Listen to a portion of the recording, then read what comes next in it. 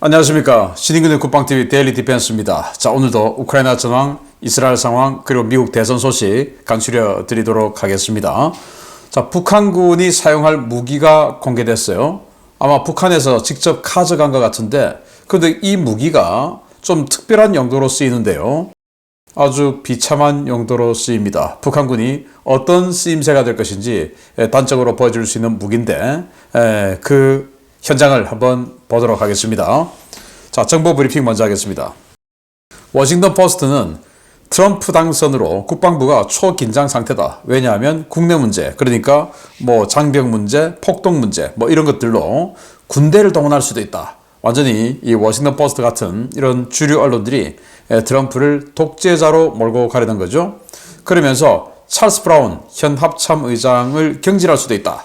라는 보도를 하고 있는데요. 찰스 브라운은 이 사람이죠. 공군 참모총장 출신인데 작년 11월에 임명이 되었어요. 그러니까 미 합참의장은 4년 임기입니다. 그런데 지금 1년밖에 안 됐죠. 그래서 정권이 바뀐다 하더라도 합참의장 이런 사람들은 임기를 다 채우는 것이 관례인데, 물론 대통령이 마음에 안 들면 대통령 직권으로 교체를 할 수 있어요. 그런데 이 사람은 해임이 될 거다라고 하는 설인데, 왜냐하면 트럼프 대통령이 아주 싫어한답니다. 왜 싫어하냐? 군대 동성애를 허용하는가 하면 군대 낙태 허용하고 이런 그 파격적인 민주당이 원하는 그런 조치를 군대 내에서 실행해 나가는 사람이기 때문에 용납할 수 없다라는 설이다라는 거죠. 그래서 지금 군심이 흔들린다, 또 흔들고 있다라고 볼 수 있는 겁니다.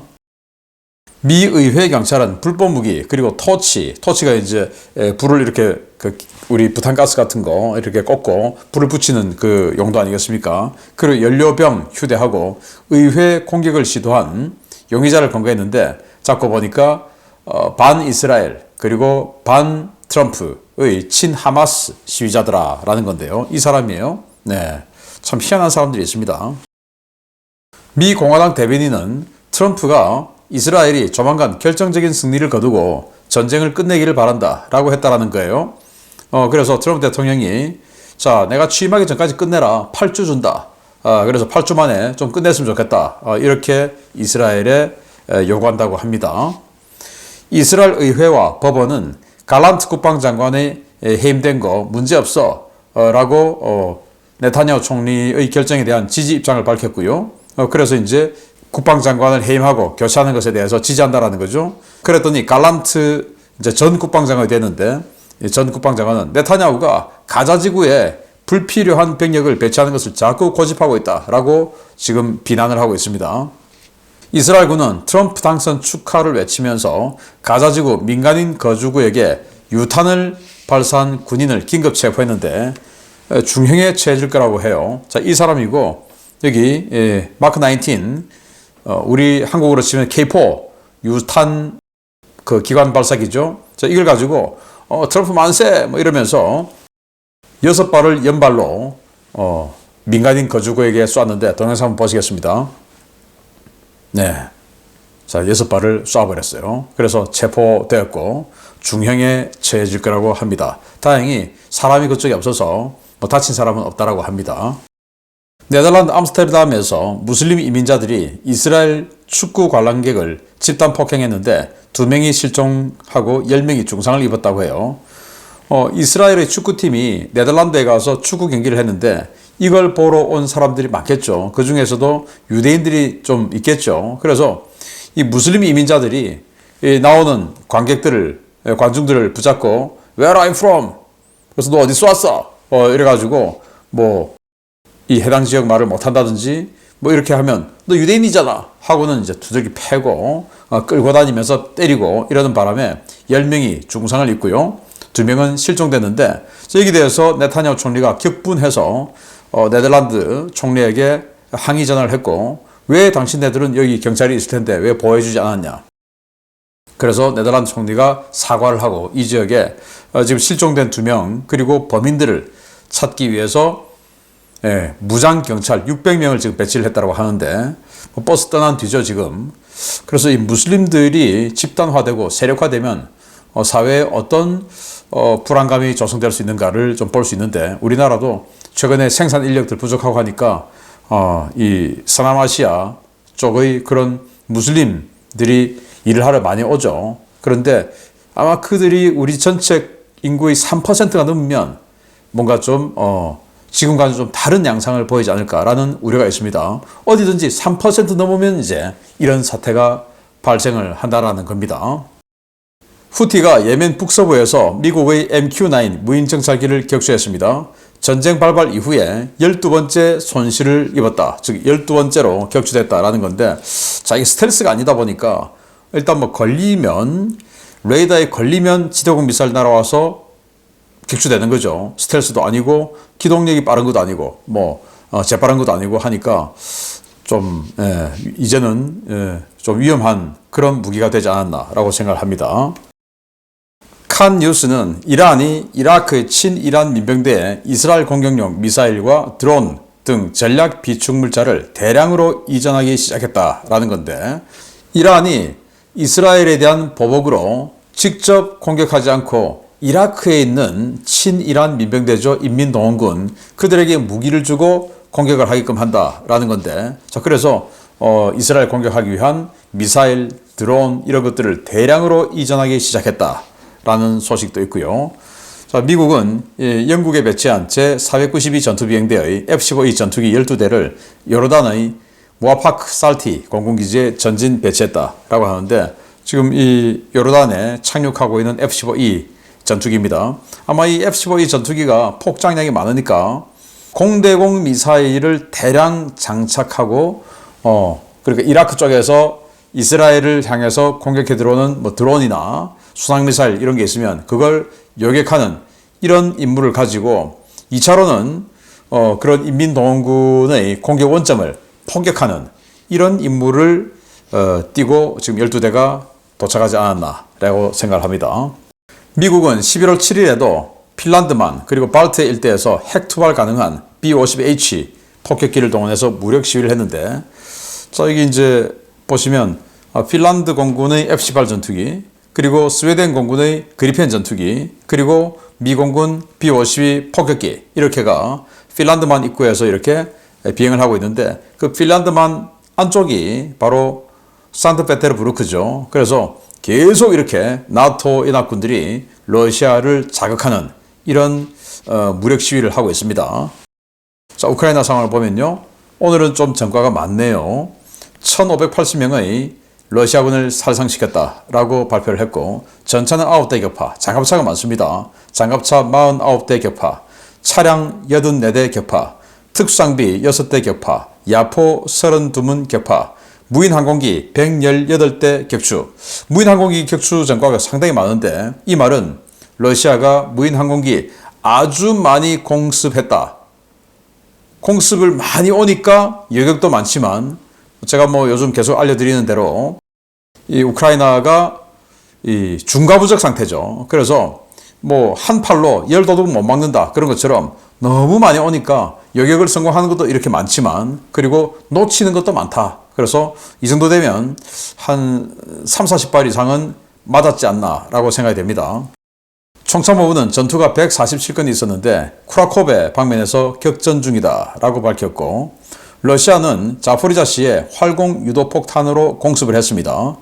44명이 사상했다고 하는데, 이렇게 다세대 주택에 활공 유도 폭탄, 항공기에서 떨어뜨리는 그런 폭탄을 때려서 거의 뭐 한 동 옆구리가 그냥 다 날아갔어요. 그래서 44명이 사상자가 생겼다라는 건데, 민간인 지역이 왜 자꾸 이러는지 모르겠어요. 러시아는 오데사시에다가 또 대규모 드론 공습을 했는데 민간 피해가 속출했다라는 건데, 아까 제가 말씀드렸듯이 저렇게 그 드론 격추 숫자가 많다는 것은 맞은 것도 많다라는 말이 되겠죠. 그래서 오데사 항구에 대규모 공습을 했는데, 이 오데사에 드론 25대 이상 그리고 순항미사일 등이 내습에 들어왔고, 그 중에 상당수는 요격했지만 또 역시나 상당수는 이렇게 피격될 수밖에 없었다라는 겁니다. 러시아는 쿠르스크 돌출부에 3면 공세 재개했는데 드디어 북한군이 투입된 듯하다라는 겁니다. 자, 쿠르스크 우크라이나 점령지가 이렇죠. 그래서 이 북서쪽에서 한 명 공세 들어가고, 그리고 이쪽에서 양방향으로 공세가 들어가는데, 이 중에서 이 부대가 810 해군 육전 여단이에요. 그래서 우리가 지금 확인하고 있는 것만 일단 810 해군 육전 여단에 북한군이 배치가 되어 있죠. 그래서 최소 이 축선에서는 북한군이 이제 이번 주말에 계속 북한군을 전투가 있을 것이다 라는 거고, 아마 이제 이번 주말이 지나면 북한군의 공식적인 이 사상자 상태나 뭐 또 집계 이런 것들이 나오지 않을까라고 생각을 합니다. 러시아는 쿠라코베 방면에서 추가 진격을 하고 있는데 우크라이나는 방어선 조정이 필요하다라는 건데, 쿠라코베 여기 포크롭스 전선의 이 홀이죠, 홀. 이 부분에 지금 우크라이나군 방어군들이 좀 들어가 있는데 지금 이 계속 여기서 에워싸는 공세를 펴고 있습니다. 그래서 이 홀의 길이가 한 16km 정도 돼요. 그래서 좀 빠져나와야 되지 않나 라는 생각이 들기도 합니다. 자, 그리고 월스트리트 저널은 트럼프가 전쟁 종결을 권고했지만 아직 결심은 안 했다. 그래서 우크라이나에 전쟁 끝내자, 이제 휴전하자 라는 권고는 했지만 아직 이제 완전히 지원 없어, 진짜 끝내자 라는 결심은 아직 안 했다 라는 상태라는 거고요. 그래서 아직 이 우크라이나에게 희망은 있다라는 거고, 젤렌스키 대통령이 대화 지원보다 무기 지원이 더 시급하다라는 건데, 자, 여기에서 그랬어요. 부다페스트, 헝가리죠. 유럽연합 정치 공동체 정상회의에 참석해서 젤렌스키 대통령이 지금 뭐 대화 지원을 하는데 뭐 휴전 협상하자, 휴전 협상 뭐 하도록 해줄게 이러는데 그게 지금 중요한 게 아니고 무기 지원이 필요하다라고 이야기했다라는 건데 맞죠? 그리고는 젤렌스키는 또 이 자리에서 일부 지도자들이 안전보장 없는 휴전을 주장한다. 말이 되냐? 라는 건데, 일부 지도자들, 여기 지금 헝가리 부다페스트다 보니까 헝가리 총리가 완전히 친러 아니겠습니까? 그래서 안전보장 없이 그냥 일단 휴전해라 라고 하는데, 그러면 우리가 무너지면 그 다음은 바로 당신네들이다 라고 이야기를 했고요. 독일 재무장관이 해임됐죠. 그래서 이 해임된 독일 재무장관이 나는 돈 대신 타우러스 미사일을 지원하고 싶었는데 그런 문제로 인해서 숄츠 총리와 입장이 안 맞았고 그래서 나는 해임된 거다. 자, 이거 보면 이 숄츠 총리가 정말 진짜 우크라이나의 승리를 바라는 건지 아니면은 러시아의 승리를 바라는 건지 아주 애매한 상태죠. 젤렌스키 대통령과 프랑스 마크롱 대통령이 이 헝가리에서 회동을 했습니다. 러시아 본토 장거리 타격을 논의했다라고 하는데, 러시아 본토 장거리 타격을 논의하면서 마크롱 대통령과 뭘 할까요? 바로 스톰 섀도우, 영국과 프랑스가 같이 공동 개발한 미사일이죠. 그래서 똑같은 걸 영국은 스톰 섀도우라고 부르고 프랑스는 스카프 이지라고 부르죠. 그거 스카프 이지를 가지고 지금 이제 이 프랑스가 내수로 쓰는 건 사거리 한 560km 되고 해외 수출하는 거는 사거리가 한 290km 미만이라고 그래요. MTCR 뭐 이런 것들 때문에. 자, 그래서 사거리장 풀고 560km짜리 딱 가지고 바로 중심 타격할 수 있는, 즉 러시아의 본토 전략 기지를 타격할 수 있는 이런 것들에 대해서 논의했다라는 겁니다. 그래서 긍정적인 결과가 있었기를 바랍니다. 이제 트럼프 대통령의 당선으로 인해서 유럽은 결심을 해야 되겠죠. 정말 우리가 지원을 끊고 여기서 휴전을 해야 되나? 아니면은 미국이 하지 않더라도 우리가 나서서 끝까지 러시아로부터 우크라이나를 지키고 또 궁극적으로 러시아를 무너뜨리는 이런 작업에 들어가야 되나? 그러면 이제 독일과 프랑스, 영국, 이탈리아 이런 나라들이 지금보다 훨씬 더 많은 지출을 해야 되겠죠. 자, 주요 소식 들어갑니다. 북한과 러시아가 쿠르스크 지역에 파견된 북한군 병력들을 러시아 형벌 부대와 유사한 총알바지 돌격병으로 쓸 준비를 하고 있다는 소식 여러 차례 전해드렸습니다. 그동안은 병력의 배치 지역과 편제에 대한 정보들이 흘러나왔는데 이들이 사용할 돌격용 지원 화기가 쿠르스크에서 처음으로 발견됐습니다. 최근 쿠르스크 지역의 주요 부대에 북한에서 공급한 기관총이 대량으로 보급되기 시작했고 해당 물량은 러시아군은 물론 북한군 돌격병들이 사용할 예정이라고 복수일 러시아 밀 블로거들이 현지 시각 11월 8일 리포트했습니다. 이들은 쿠르스크 모처에서 촬영된 기관총 사진 몇 장을 공개하면서 이것이 북한에서 공급된 기관총이라고 전했는데요. 해당 기관총은 현재 러시아군이 사용하고 있는 PKM과 완전히 다른 유형의 북한 독자 개발 모델인 73식 대대 기관총입니다.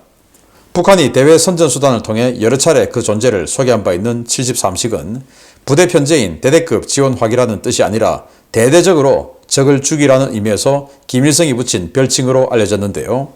그 괴상한 형상 때문에 유명한 총기입니다. 이 기관총은 세 번째 총기에 대한 사랑이 유별났던 김일성이 6.25 전쟁 당시 중공군으로부터 지원받았었던 체코제 VZ-26을 참고해 북한이 개발한 모델인데요. 분대 지원 화기로 사용되고 있지만 문제가 많은 총기로 평가되어 왔습니다. 73식 기관총은 분대 지원 화기임에도 보병 화기인 AK-74나 88식 보총의 5.45mm나 AK-47의 7.62mm 3구탄이 아닌 모신 나강 소총용의 7.62mm 5사탄을 사용하는데요. 일반적인 기관총이 지속 사격 능력을 위해 100발들이 탄통이나 250발 탄띠를 사용하는 것과 달리 전용 탄창을 거꾸로 삽입해 쓰는 이상한 장탄 방식을 가지고 있습니다.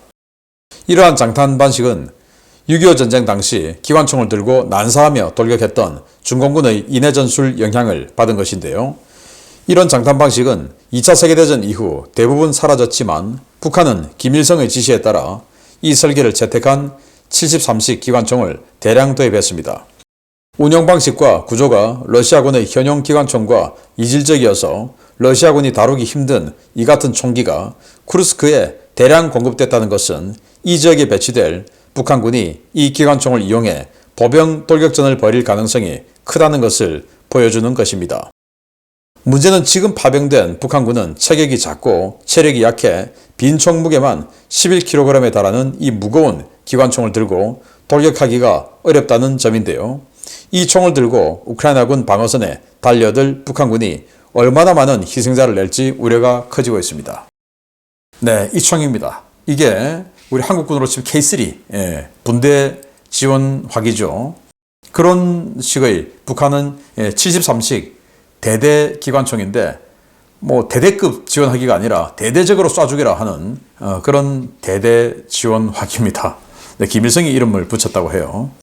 자, 그래서 이게 이렇게 이런 식으로 여러 정이 지금 여기저기서 쿠르스크 전선에서 발견되고 있는데 이건 그러면 누가 쓰냐? 북한에서 가져왔겠죠. 러시아는 이게 없었으니까. 그래서 북한이 북한군들이 쓰는 그 용도로 분대 지원하기로 지금 쭉 배치하고 있는 것이 아닌가라고 생각되는데 일반적인 기관총하고 다르게 생겼죠. 탄창을 위에서 꽂습니다. 이 탄창 하나에 30발 들어가는데 30발들이 탄창이에요. 그런데 분대 지원화기라고 하면 분대가 쓰는 다른 이 총들하고 탄이 호환돼야 되죠. 그러면 지금 북한군이 뭐 AK-12 이런 거 받았다고 하는데 그 AK-12 이런 거나 88식 보총 이런 거는 5.45mm입니다. 그런데 이건 7.62mm예요. 그러면 AK-74하고 맞네? 아니에요. AK-74는 7.62mm 지름에 길이가 39mm입니다. 짧죠? 3.9cm. 그런데 이건 모신 나강 소총에 들어가는 이 54mm짜리예요. 7.62mm는 AK-47하고 똑같은데 총의 탄약의 길이가 5.4cm, AK-47은 3.9cm. 사이즈가 달라요. 그러다 보니까 이렇게 탄창이 아주 두껍죠. 자, 그런 분대 지원하기인데 같은 분대하고도 호환 안 되는 이런 희한한 무기가 바로 이 무기인데 이게 이제 체코제 VZ-26 이 경기관총 김일성이 보고 야 이거 괜찮다 야 이거 우리 한번 만들어보자 해서 만든 게 저거랍니다. 그런데 이 총이 아주 무거워서 이 탄창 빼고 11kg 얼마나 무겁습니까?